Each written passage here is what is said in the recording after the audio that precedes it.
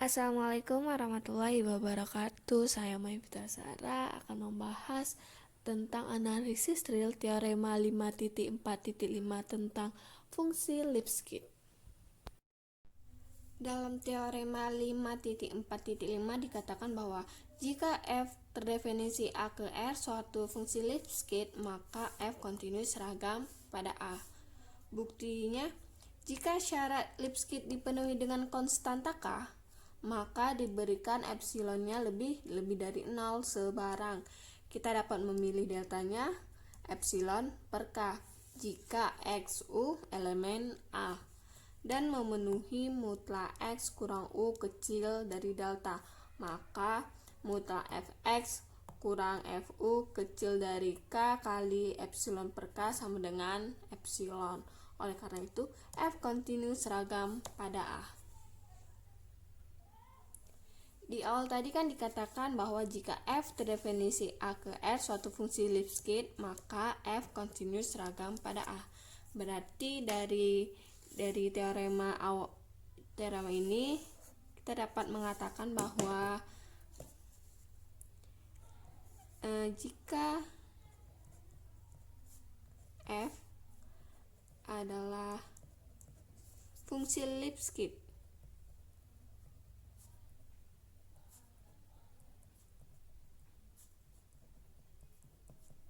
pada A, maka f adalah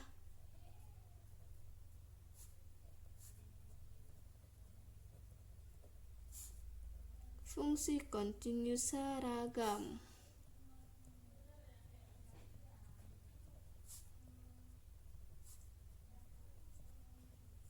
pada A. Nah, ini kan yang dimaksud di sini, jika f terdefinisi A ke R suatu fungsi Lipschitz, maka f kontinus seragam pada A. Jika f adalah fungsi Lipschitz pada A, maka f adalah fungsi kontinus seragam pada A.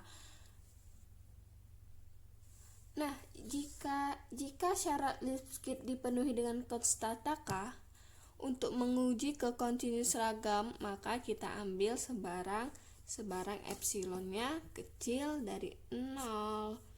Lalu deltanya sama dengan epsilon per K. Nah, karena epsilon dan K-nya positif, maka deltanya juga positif, sehingga X U-nya elemen A. Maka harga mutlaknya mutlak X kurang U kecil dari delta. Dan terbentuklah ini mutlak Fx dikurang Fu kecil dari K kali epsilon per K sama dengan epsilon. Nah, ini kan oleh karena itu F kontinus seragam pada A. Kenapa dia bisa menjadi bentuknya seperti ini? Kita ketahui dari definisi 5.4.4. Di definisi 5.4.4 ini dijelaskan, kan juga dikatakan bahwa dikatakan bahwa f dikatakan fungsi Lipschitz jika ia memenuhi syarat atau kondisi Lipschitz pada A. Kondisi Lipschitz-nya seperti ini, mutlak Fx dikurang Fu kecil sama dengan K kali X kurang U kali mutlak X kurang U. Ini kan dari definisi 5.4.4.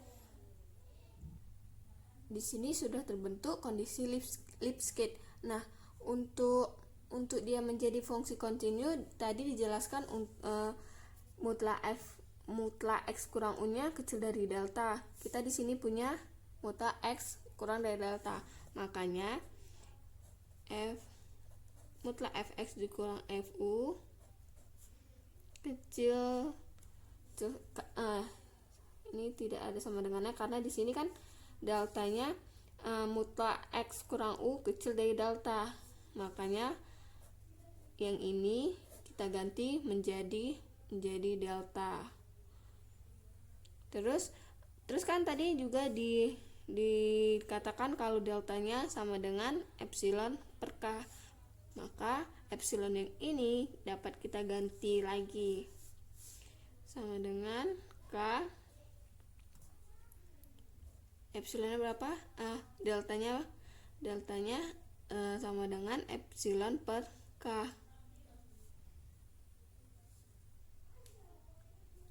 Makanya kita peroleh epsilonnya karena ini dapat kita bagi, maka hasilnya epsilon. Maka terbentuklah dia seperti ini, yaitu mutlak fx dikurang fu kecil k kali epsilon per k sama dengan epsilon.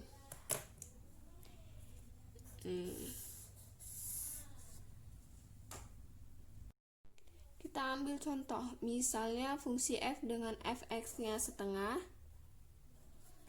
interval a-nya terbatas 2 sampai tak hingga dengan x-nya elemen dari a. Tadi kita ketahui bahwa dari definisi 5.4.4 bahwa kondisi Lipschitz itu mutlak fx dikurang fu kecil dari sama dengan k kali x kurang u. Nah, berarti mutlak fx dikurang fu sama dengan mutlak fx-nya berapa tadi? 1 per x dikurang berarti fu-nya 1 per u.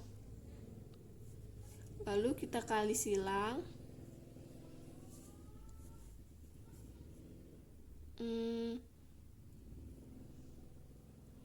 X kurang U per XU dapat kita tulis seperti ini, 1 per XU kali X kurang U. Nah, nilai XU nya berapa? Nilai XU nya itu nilai terkecil dari interval yang kita gunakan itu 2. Berarti jika X nya 2 berarti U nya juga 2. Berarti 1 per XU nya sama dengan 4 kali X kurang U. Nah, karena ini sudah memenuhi dari kondisi Lipschitz, maka f merupakan fungsi Lipschitz. Kita dapat tulisnya kembali jadi fx mutlak fx kurang fu sama dengan 1 per 4 x kurang u. K-nya 1 per 4, K-nya jelas lebih dari 0. Memenuhi nggak? Ada yang dikalikan dengan mutlak x kurang a. Ini K-nya